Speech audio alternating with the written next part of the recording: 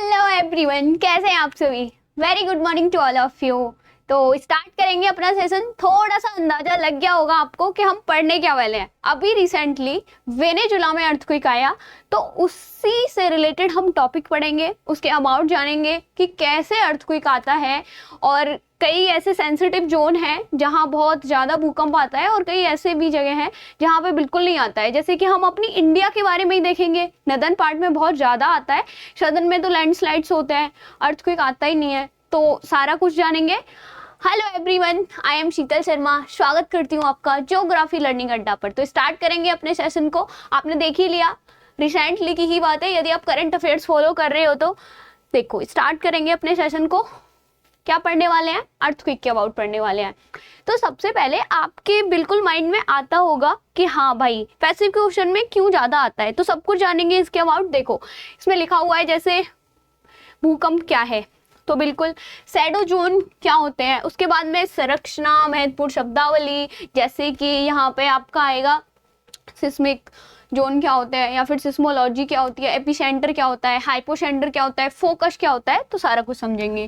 कारण, प्रकार, ये भूकंप, ये तरंगें, पीएसएल कौन कौन सी हैं और इनके इफेक्ट क्या पड़ते हैं, मेजरमेंट एंड डिस्ट्रीब्यूशन, सारा कुछ जानेंगे। सो करते हैं स्टार्ट। देखिए यहाँ पे लिखा हुआ है व्हाट इज एन अर्थक्वेक, भूकंप क्या है। सबसे पहले समझते हैं एक लैंग्वेज में, जो कि हमें बहुत इजी वे में समझ पाए हम। बिल्कुल, अर्थक्वेक क्या होता है। देखो, आपने सुना होगा प्लेट्स के अबाउट, पढ़ा होगा थोड़ा मोड़ा, जैसे कि भारतीय प्लेट थी, यूरेशियन प्लेट है, दोनों आपस में कन्वर्ज हुए तो हिमालय बन गया हमारा, ठीक है। और क्या हुआ, जैसे कि हम एक बांध सकते हैं, रिफ्ट वैली के रूप में हमारा मैदान आ गया, पूरा जो प्लेन एरिया है इंडिया का, और फिर उसके बाद में पहाड़ और ये सब प्लेट्यू रीजन, ये सब हो गया। गोंडवाना लैंड का पार्ट हमारा प्रायद्वीपीय भारत माना ही जाता है। उसके बाद यदि हम देखें कि और भी प्लेट्स ऐसी हैं जो कि एक तो होती है हमारी कॉन्टिनेंटल, एक होती है ओशियनिक प्लेट, तो दो टाइप की प्लेट हो गए। तो देखो, कॉन्टिनेंटल प्लेट भी आपस में कन्वर्ज कर सकते हैं, डाइवर्ज कर सकते हैं, और कॉन्टिनेंटल ओशियन भी आपस में कन्वर्ज कर सकते हैं, डाइवर्ज कर सकते हैं, और ओशियनिक भी कर सकते हैं। आया समझ? थोड़ा सा क्लियर हो गया होगा, ठीक है। तो जब दो प्लेट्स होते हैं आपस में क्या करते हैं, टेक्टोनिक गतिविधि करते हैं। टेक्टोनिक मीन्स गतिविधि करते हैं, ठीक है। या तो कन्वर्ज हो रहे हैं या फिर अलग जा रहे हैं। देखो, कन्वर्ज हो रहे हैं तो उनसे क्या होगा, आपके हिमालय पर्वत है जैसे, ऐसे ही हिमालय पर्वत हो या फिर और भी हमारे पर्वत हो, उनका क्या होगा, बिल्कुल फॉर्मेशन होगा, ठीक है। क्योंकि जब दो चीजें आपस में टकराती हैं तो क्या होता है, ऐसे करके, ठीक है। और जब वो दूर जा रहे हैं, डाइवर्जेंस हो रहा है उनका, तो क्या हो रहा है, बीच में एक रिफ्ट वैली बन जा रही है। समझ आया? रिफ्ट वैली कैसे क्रिएट हो गई, हिमालय कैसे बन गया, तो वो हमें थोड़ा थोड़ा समझ आ गया।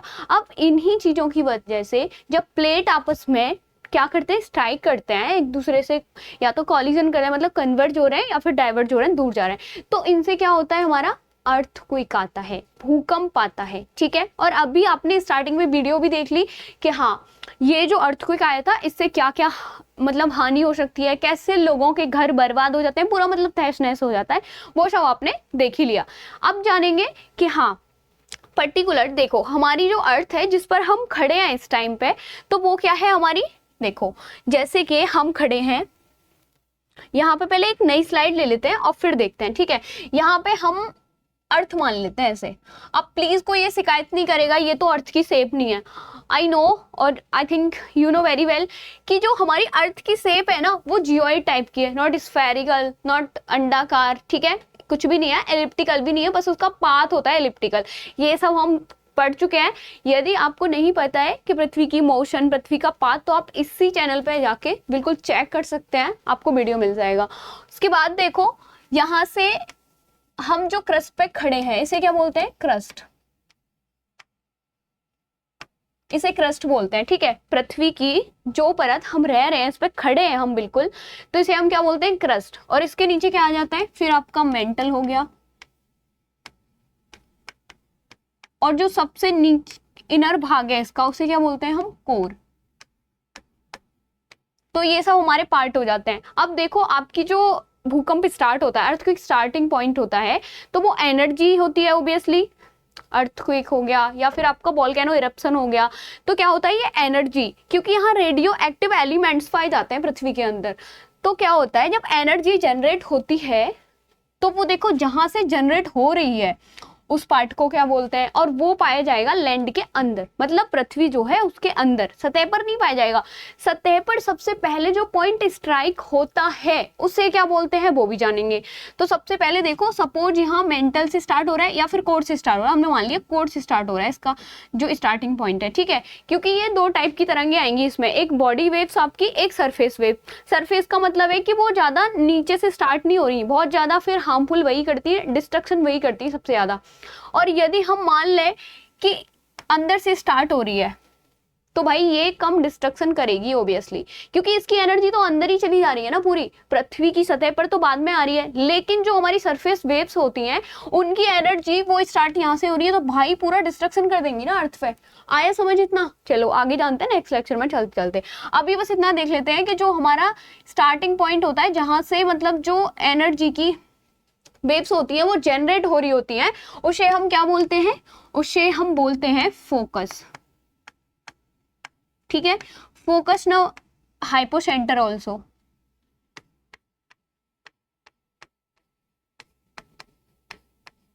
आया समझ? हाइपोसेंटर भी बोलते हैं। अब देखो जो यहाँ बिल्कुल स्ट्राइक हो रही है, कहाँ स्ट्राइक हो रही है? ये तो हमारा इनर पार्ट हो गया, यहाँ जो स्ट्राइक हो रही है, ठीक है, मान लिया ये वाला पॉइंट था, यहाँ पूरा स्ट्राइक हो रही है लैंड पे जाके। अब देखो इतना जरूर समझ लेना, आपके स्टेटमेंट बन सकते हैं अर्थक्वेक के अबाउट, तो उसमें क्वेश्चन कैसे बनेगा आपका? अर्थ के जो इनर पार्ट होता है जहां एनर्जी की तरंगे स्टार्टिंग पॉइंट होता है उसे हम फोकस बोल दिया या फिर हाइपोसेंटर बोल दिया। लेकिन जो लैंड पे आता है उस बिंदु को क्या बोलते हैं हम? एपिसेंटर। यहां क्या बोलते हैं इसे? एपिसेंटर।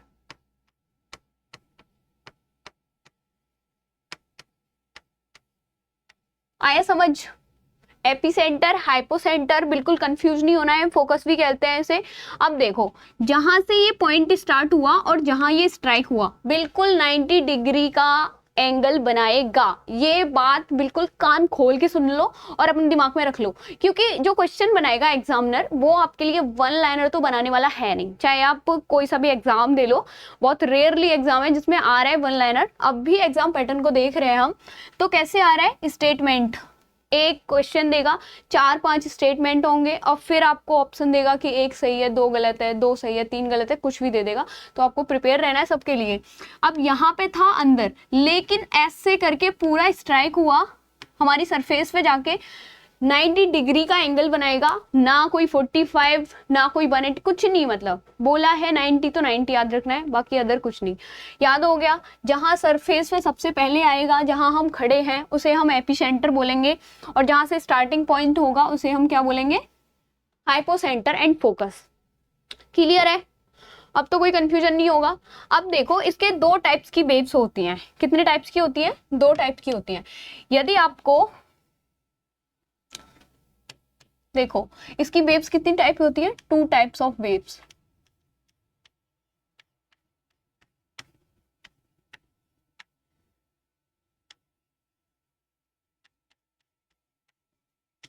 ठीक है, 2 टाइप की वेव होती है, और वो कौन कौन सी होती है? एक फर्स्ट तो आपकी हो गई बॉडी वेव्स,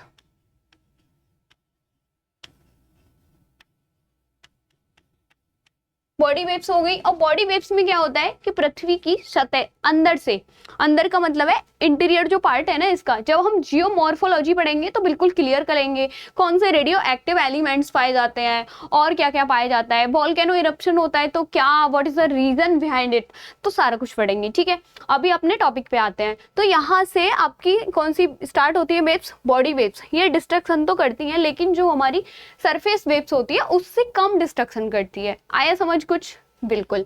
तो बॉडी वेव्स हो गई। अब ये भी कितने टाइप की होती है? तो इसके सब पार्ट, एक तो पी वेव्स होगी आपकी, एक होगी एस वेव्स, पी वेव्स होगी, और एक आपकी हो जाएगी एस वेव्स। आया कुछ समझ? सेकंड आपकी कौन सी होती है? जिसे हम बोलते हैं सरफेस।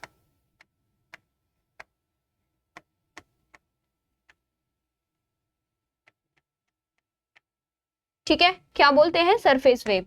तो मुझे लग रहा है अब आपको कोई कंफ्यूजन नहीं हो रही होगी। ठीक है, ये पूरा अलग है, यहाँ से देखो ये पूरा अलग है, ठीक है। और यहाँ पूरा वेव्स का हमने समझ लिया। सरफेस वेव्स के टाइप्स कौन कौन से हैं? एल वेव्स पढ़ते हैं हम, सबसे ज्यादा डिस्ट्रक्शन करती है, इसे लव वेव्स भी बोलते हैं, आगे देखेंगे उसके बारे में। तो अभी देखो लौट के आ जाते हैं अपनी स्लाइड पे, इसके बारे में पढ़ लेते हैं कि हाँ क्या होता है भूकंप, ये हमने पढ़ लिया क्यों आता है। लेकिन देखो कुछ तो इसके नेचुरल कारण भी हो सकते हैं, प्राकृतिक, कुछ इसके मानवीय कारण भी हो सकते हैं कि हाँ हमने न्यूक्लियर कोई टेस्ट किया है, या फिर हमारे डैम्स का इतना ज़्यादा, मतलब डैम्स में इतना ज़्यादा पानी भर गया कि वो रुक ही नहीं रहा है, तो क्या होगा, एक साथ वो टूटेगा तो भूकंप आने की बिल्कुल पॉसिबिलिटीज रहेगी, ठीक है। यहाँ पे देखिएगा क्या क्या लिखा हुआ है, यहाँ पे लिखा हुआ है पृथ्वी के अंतर्जात एवं बहिर्जात बलों के कारण, बिल्कुल ठीक है। इसमें लिखा है इंटरनल फोर्स जो होता है, एक्सटर्नल जो फोर्स होता है किसी से भी आ सकता है, ठीक है। उसके बाद में लिखा है मानवीय कारण कौन कौन से हैं आपके, एक तो परमाणु परीक्षण हो सकता है, एक आपका हो सकता है खनन का, माइनिंग्स का। अब माइनिंग्स में कैसे, आप थोड़ा सा कंफ्यूज हुए होंगे, लेकिन नहीं होना है। माइनिंग्स में ऐसे जैसे कि हमारी गवर्नमेंट क्या करती है, उसको कहीं पाई जाने की पॉसिबिलिटी होती है ना कुछ चीज़ की, या फिर माइनिंग्स हैं, तो उसमें लेबरर्स का रिस्क ही रहता है, यदि वो अंदर जा रहे हैं तो लेबरर्स का रिस्क ही रहेगा। तो वो क्या करते हैं, विस्फोट वहाँ पे एक तरह का करते हैं, जो कि मतलब पॉसिबिलिटी कम रहे किसी का रिस्क की, लेबरर्स की, तो क्या होता है वहाँ अर्थक्वेक आने की संभावना हो सकती है। आए समझ। उसके बाद में लिखा हुआ है कंपन उत्पन्न करता है, बिल्कुल भाई आपने देखा ही स्टार्टिंग में वीडियो में क्या हो रहा है, पृथ्वी ऐसे ऐसे हिल रही है, सारी बिल्डिंग्स गिरते आ रहे हैं, सब कुछ मतलब क्या तहस नहस हो रहा है, तो बिल्कुल वाइब्रेशन उत्पन्न करता है। उसके बाद में ये संकेत, भूकंप आने से पहले वायुमंडल में रेडॉन गैस की मात्रा की वृद्धि हो जाती है। तो इसको पॉइंट को भी कहीं सेव कर लेना अपनी मेमोरी में, बैक ऑफ द माइंड, कि कहीं आए तो हम बिल्कुल सही टिक कर दें कि कौन सी गैस की वृद्धि हो जाती है। आ गया ना सारा कुछ समझ, ठीक है। नेक्स्ट देखिएगा, यहाँ पे लिखा हुआ है महत्वपूर्ण शब्दावली। मैंने आपको अभी बता दिया स्टार्टिंग में कि आपका एपिसेंटर क्या होता है, आपका फोकस क्या होता है, और एक और चीज कि जो अर्थक्वेक का अध्ययन है उसको क्या बोलते हैं हम, सीस्मोग्राफी। पर्टिकुलर किसी भी चीज का अध्ययन हो उसे हम कुछ ना कुछ बोलते ही हैं, ठीक है। जैसे पीली क्रांति को क्या बोलते हैं, ग्रीन रिवॉल्यूशन, तो इनको क्या बोलते हैं, ये सब हमारा आता है, तो पर्टिकुलर एक चीज बोलते ही हैं। तो ऐसे यहाँ पे लिखा हुआ है एपिसेंटर। सबसे पहले फोकस पे ध्यान दो, भूकंप मूल लिखा हुआ है, तो यहाँ पे लिखा हुआ है वह स्थान जहां से ऊर्जा तरंगों की क्या होती है, उत्पत्ति होती है, उसे क्या बोलते हैं हम, या तो हम बोलेंगे हाइपोसेंटर या बोलेंगे हम फोकस। क्लियर है। उसके बाद एपिसेंटर, यहाँ पे क्या लिखा हुआ है, उद्गम केंद्र के ठीक ऊपर 90 डिग्री का कोण बनाता है। ध्यान दो यहाँ लिखा हुआ है 90 डिग्री कोण, तरंगे सबसे पहले पहुंचती हैं जहां, ठीक है, उसे हम क्या बोलेंगे, एपिसेंटर, और वो हमारी क्रस्ट पर होगा, जहां हम खड़े हुए हैं हमारी पृथ्वी पर होगा। आया समझ, क्लियर है। उसके बाद यहाँ पे लिखा हुआ है सीस्मोलॉजी, यस, भूकंप के अध्ययन को क्या बोलते हैं, सीस्मोलॉजी, ठीक है। उसके बाद लिखा हुआ है यहाँ पे समभूकंपी रेखा, समान तीव्रता वाले बिंदुओं को मिलाने वाली रेखा, यस, उनको क्या बोलते हैं हम, समभूकंपी रेखा। ये इतना इंपॉर्टेंट नहीं है आपके लिए, 3 पॉइंट्स इंपॉर्टेंट है इस स्लाइड से, तो तीनों याद रख लेना। नेक्स्ट देखो यहाँ पे लिखा हुआ है भूकंपीय तरंगों का संचरण, ठीक है। यहाँ तरंगों के बारे में बताया गया है, जो मैं आपको बता चुकी हूँ कि 2 टाइप्स की होती हैं, वो भी हम नेक्स्ट देखेंगे। तो यहाँ पे क्या लिखा हुआ है आपका, तरंग के रूप में उत्पत्ति है, P, S एंड L। ये तो हमारी दोनों हो गई कौन सी वेव्स, जिसे हम बोल रहे थे बॉडी वेव्स, ठीक है। और ये हमारी जो है ये क्या हो गई, सरफेस। आए समझ। पहले मैं बता चुकी हूँ इनके बारे में बिल्कुल एक्सप्लेनेशन के साथ, अभी शॉर्ट टर्म में देख लो, थोड़ा सा आपको पता ही होगा इनके अबाउट। फिर देखो ये संचरण का क्रम कैसे रहता है, सबसे पहले पी का मतलब होता है प्राइमरी, प्राइमरी का मतलब प्राथमिक, तो सबसे पहले आएगी, और एस का मतलब है सेकेंडरी, सेकेंडरी का मतलब द्वितीयक, तो उसके बाद में आएगी, एल सबसे लास्ट में आती है। तो ऐसे ही इनका बिल्कुल क्रोनोलॉजिकल ऑर्डर में लिखा हुआ है सबसे पहले आपकी P, फिर देन S, फिर देन L। आगे समझ, क्लियर है। उसके बाद देखो तरंगों की गति का पदार्थ के घनत्व से सीधे संबंध, यस। देखो आपने यदि कभी पढ़ा हो interior part of the earth, ठीक है, उसमें क्या होता है कि लेयर्स होते हैं, एस्थेनोस्फेयर भी आता है इसमें, जैसे कि हमारी सबसे पहले क्रस्ट आ गई, उसके बाद में मेंटल आ गई, उसके बाद में कोर आ गई। क्रस्ट के 2 पार्ट हो जाते हैं, इनर और आउटर, ऐसे ही मेंटल के हो जाते हैं, ऐसे ही आपके कोर के हो जाते हैं। तो अब ऐसा नहीं है कि हमारी जो पृथ्वी है, हम जहाँ खड़े हैं तो भाई ओबियसली यहाँ तो एक सॉलिड तरीके से दिख रही है, लेकिन हमारी जो वाटर बॉडी है वहाँ लिक्विड तरीके से हम देख रहे हैं अपनी इस क्रस्ट को। तो ऐसे ही हमारी अंदर जो है मैग्मा है, लावा है, रेडियो एक्टिव एलिमेंट्स है, तो क्या हो रहा है, कहीं उसका फॉर्म थोड़ा सा लिक्विड वाला हो जाता है और कहीं सॉलिड भी होता है, तो उन चीज़ों पर ये पूरा डिपेंड करता है। ठीक है, फिर लिखा हुआ है आंतरिक परतों का घनत्व अधिक होने के कारण गति में वृद्धि। यस, जो मैं अभी कॉन्सेप्ट आपको समझा रही थी वही सीधा सा मतलब है इससे। आ गया समझ? क्लियर है ना पूरा? नेक्स्ट देखो, यहाँ भूकंपीय तरंगे दे रखा है और यहाँ दिया है वही जो मैं बता रही थी कि बॉडी वेव्स हो गए, आपके सरफेस वेव्स हो गए, उनके टाइप्स कौन कौन से होते हैं। अंडरस्टैंड? ये हम समझ ही गए पहले कि भूकंपीय तरंगे हो गई, ये हमारी बॉडी वेव्स वन टाइप हो गया, और इनमें कौन कौन से आते हैं, प्राइमरी वेव्स हो गए, आपकी हो गए सेकेंडरी वेव्स। ठीक है, प्राथमिक तरंगे जो होती हैं अभी उनके बारे में हम एक्सप्लेनेशन के साथ पढ़ेंगे। तो प्राथमिक तरंगे आपकी क्या करती हैं, ज़्यादा डिस्ट्रक्शन करती हैं अकॉर्डिंग टू सेकेंडरी वेव्स। ठीक है, अभी पढ़ लेंगे कैसे, क्यों, और पूरा देखेंगे कि कैसे चलती हैं ये। सरफेस वेव्स ये तो सबसे ज़्यादा ही करती हैं। ठीक है, तो ये इतना समझ आ गया हमें। और देखो इस स्लाइड से आपके क्या क्या पॉइंट क्लियर हुए कि भूकंप की जो वेव्स होती हैं दो टाइप्स की होती हैं, एक आपका हो गया बॉडी वेव्स, एक आपका हो गया सरफेस वेव। बॉडी वेव्स में दो पढ़ते हैं हम, जिसे प्राथमिक और द्वितीयक कहा जाता है, एंड सरफेस वेव्स में ओनली हम एक टाइप पढ़ते हैं जिसे हम बोलते हैं लव वेव्स। ठीक है, जो हमारे एग्जाम के लिए बिल्कुल सिग्निफिकेंस पॉइंट बन सकते हैं, सारा कुछ पढ़ रहे हैं हम। सो डोंट वरी कि एग्जाम्स में क्लियर नहीं होगा ये वो। अब देखो पर्टिकुलर पी प्राथमिक के बारे में पढ़ते हैं कि क्या क्या करती हैं, कम डिस्ट्रक्शन करती हैं, ज़्यादा करती हैं, इनका जो छाया क्षेत्र होता है, शैडो जोन जो होता है, वो कितना डिग्री से कितने डिग्री के बीच में बनता है, तो सारा कुछ देखो इसमें लिखा हुआ है। सबसे पहले उत्पत्ति और सतह पर पहुंचती हैं, बिल्कुल सबसे पहले पहुंचती हैं क्योंकि प्राथमिक लिखा हुआ है। ठीक है, प्राइमरी। उसके बाद में देखो अनुदैर्ध्य तरंगे, यस, जो ये करती है ना, बिहेव लाइक दैट, कौन सी, तो ध्वनि तरंगों के जैसे, साउंड वेव्स के जैसे, जैसे कि हमारी लैटिट्यूडनल वेव्स हो गई, जैसे हमारी साउंड वेव्स होती हैं, एक हमारी लाइट वेव्स होती हैं, तो ये साउंड वेव्स के जैसे बिहेव करती हैं। ठीक है, फिर लिखा हुआ है ठोस, तरल एवं गैस तीनों माध्यमों में गमन करती हैं। हाँ, लिक्विड हो गया, सॉलिड हो गया, आपका गैस हो गया, तीनों माध्यमों में करती है, क्योंकि जो आपकी एस वेव्स होती है ना, वो ओनली और ओनली सॉलिड में करती है। आया समझ? क्लियर है ना? बिल्कुल।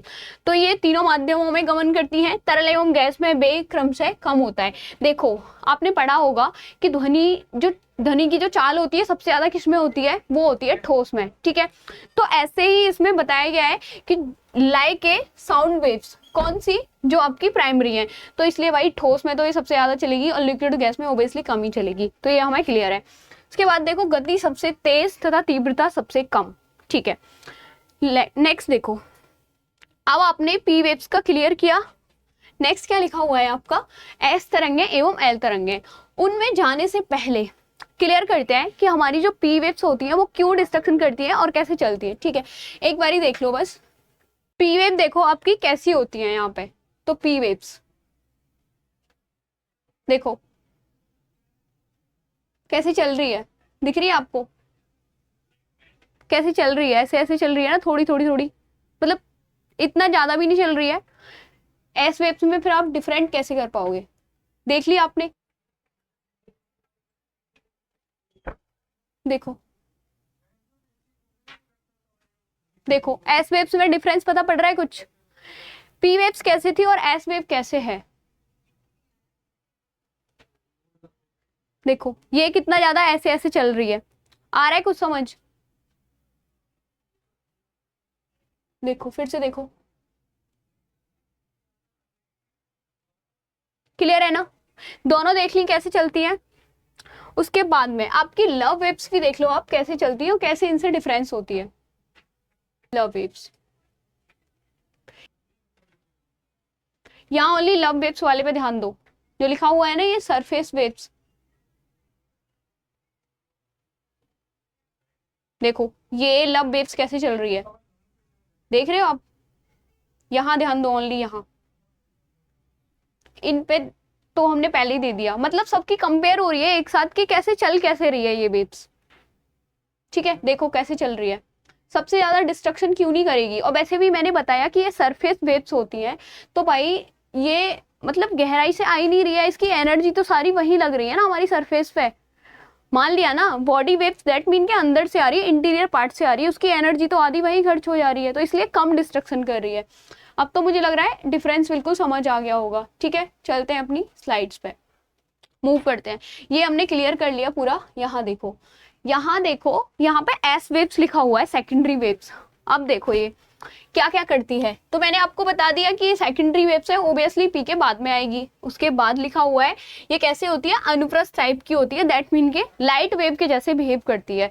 लाइट वेव का मतलब है क्या है, अनुप्रस्थ, क्या है, ट्रांसवर्स वेव्स। उसके बाद में केवल ठोस माध्यम में गमन करती है। आपको पता है ना तो ये लिक्विड में चलेगी ना ही गैस में चलेगी, इसीलिए जो हमारी एस वेव्स है उसका जो छाया क्षेत्र बनता है ना, शैडो जोन जो बनता है वो ज्यादा बनता है। क्यों बनता है उसका आपको रीजन पता पड़ गया, क्योंकि ये ओनली ठोस में गमन करती है, लिक्विड गैस इनमें गमन करती ही नहीं है। ठीक है, उसके बाद यहाँ पे लिखा हुआ है आपका लव वेव्स। इसका मतलब है कि हम आ चुके हैं अब अपनी सरफेस वेव्स पे।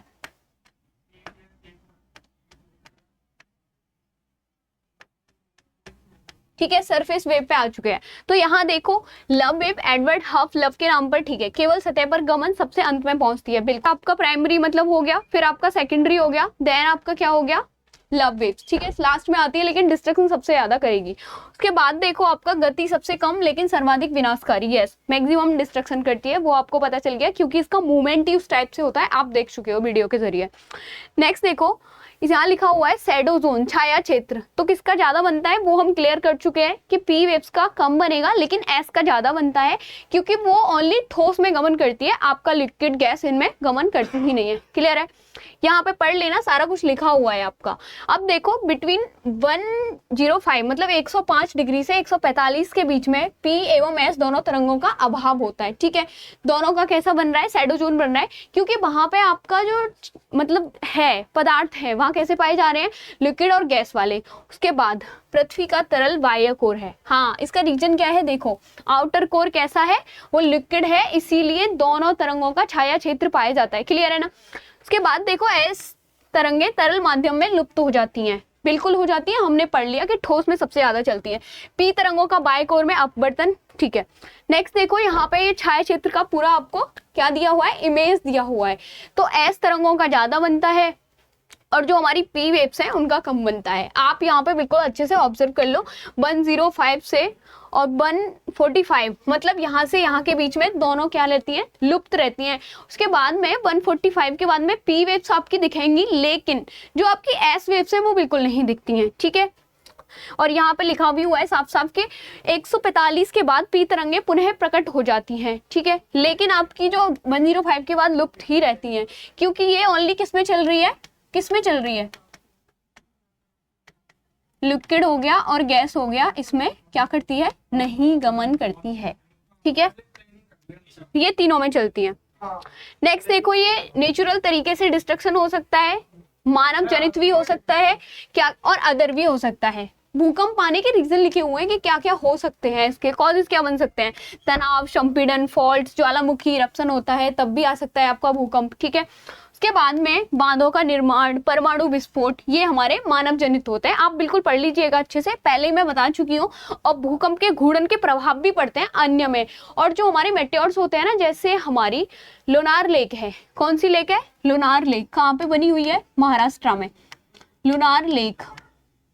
तो वो किससे बनी है, मेटेओर से बनी है। पृथ्वी पे आके गिरा तो भाई बिल्कुल वाइब्रेशन हो सकता है, कंपन हो सकता है, उससे आपका भूकंप भी जनरेट हो सकता है।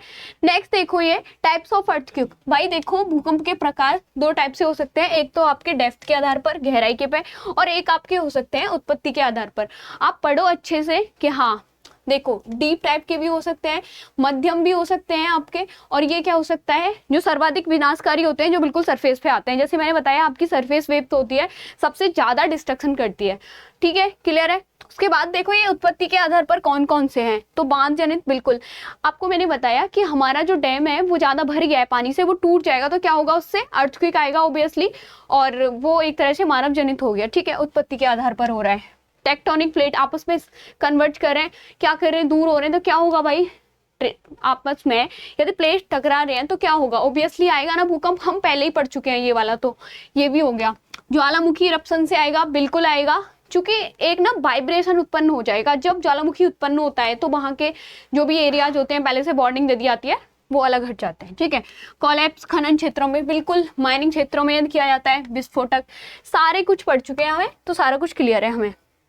नेक्स्ट देख लो एक बारी, मापन पैमाने कौन कौन से हैं। देखो रिक्टर स्केल से क्या मापा जाता है, 0 से 10 तक क्या होते हैं, ये मेजर किया जाता है कि इतनी आपका इंटेंसिटी का आया था, इतनी इसकी तीव्रता थी। हमारे यहाँ पे जोन 4 दे रखे हैं, 5 अभी खत्म कर दिया है, तो इसीलिए हमारे यहाँ पे जोन 4 है टोटल, और जहाँ ये 4 है वो आपके हिमालय का रीजन सबसे ज्यादा आता है वहां पे, ठीक है, सबसे ज्यादा सेंसिटिव एरिया है।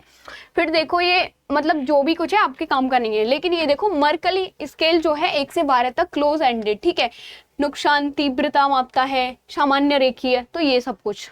तो एक डिफरेंस जान लो कि जो आपका रिक्टर स्केल है वो तो आपका परिमाण मतलब क्या माप रहा है, परिमाण, लेकिन जो मर्कली स्केल है वो क्या माप रहा है, आपका तीव्रता मतलब इंटेंसिटी, कितनी तीव्रता का था। तो सारा कुछ क्लियर होगा, थोड़ा सा डिफरेंस है आपके रिक्टर स्केल में और आपके मर्कली स्केल में। नेक्स्ट देखो यहाँ पे लिखा हुआ है तीव्रता के कारक एवं प्रभाव क्या हो सकते हैं। तो देखो चट्टानी संरचना घनत्व अधिक होने पर तीव्रता अधिक होती है, भूकंप मूल की गहराई इसलिए भूकंप, या वो सरफेस पे आएगा तो ज्यादा डिस्ट्रक्शन करेगा, नीचे से आ रहा है तो इतना डिस्ट्रक्शन नहीं करेगा, अंडरस्टैंड। उसके बाद देखो भूकंप के प्रभाव क्या क्या हो सकते हैं, वो कैसे डिस्ट्रक्शन हो सकता है, जन धन की हानि, ये बिल्कुल सही है, सारा कुछ तहस नहस हो जाता है। लाभकारी प्राकृतिक बंदरगाहों का निर्माण, खनिजों की प्राप्ति, यस खनिजों की प्राप्ति कैसे होगी, वोल्केनो इरप्ट हुआ है तो वहां से नए नए पदार्थ निकल के आएंगे, हमें प्राप्ति होगी ओबियसली, लेकिन उससे भूकंप भी आ सकता है, इसलिए वो हमारे लिए विनाशकारी भी है, लाभदायक भी है, विनाशकारी भी है, वो हम देख चुके कि प्रो कैंस कैसे बन सकते हैं इनके। नेक्स्ट देखो ये है हमारा विश्व के भूकंपीय प्रदेश, कहाँ कहाँ ज्यादा आता है। तो एक बार देखो यहाँ पे लिखा हुआ है सरकम पैसिफिक बेल्ट, बिल्कुल पैसिफिक बेल्ट में मतलब जापान में आपने देखा ही होगा सबसे ज्यादा आता है। वेनेजुला की लोकेशन कहाँ पड़ती है, देखो वेनेजुला तो आपका बिल्कुल वहां पड़ता है जहां आपका साउथ अमेरिका है, मतलब दैट मीन यहाँ, लेकिन यहाँ भी तो प्लेट आप देखो यहाँ पे जोन क्या हो रहा है, हाईलाइट हो रहा है पूरा। मध्य अटलांटिक पेटी जहां सबसे ज्यादा डिस्ट्रक्शन होता है,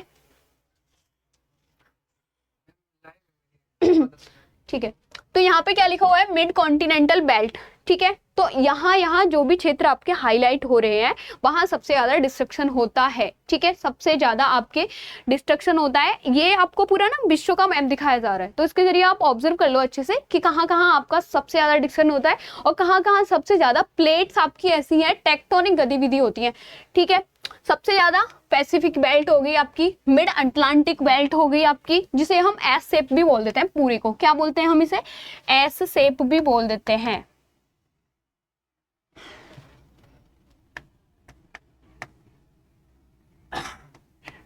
ठीक है, आए समझ। उसके बाद देखो ये मिड कॉन्टिनेंटल बेल्ट, ये भी आपकी सबसे ज्यादा सेंसिटिव है अर्थक्वेक के लिए, ठीक है। तो अर्थक्वेक के अबाउट हम सारा कुछ पढ़ चुके हैं, मिलेंगे नेक्स्ट सेशन में, तब तक के लिए thank you to all to watch this session and bye bye to all.